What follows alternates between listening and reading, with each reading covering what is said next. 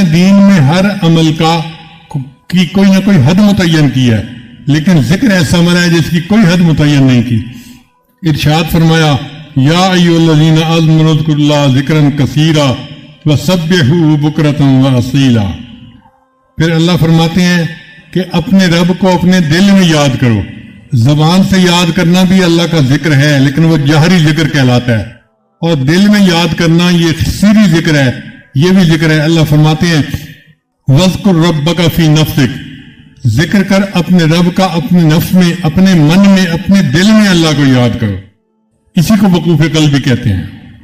اس لیے اللہ فرماتے ہیں یا ایھا الذین آمنوا، اے ایمان والو، لا تلہکم اموالکم ولا اولادکم عن ذکر اللہ، کہ تمہاری مال اور تمہاری اولادیں تمہیں اللہ کے ذکر سے غافل نہ کر دیں۔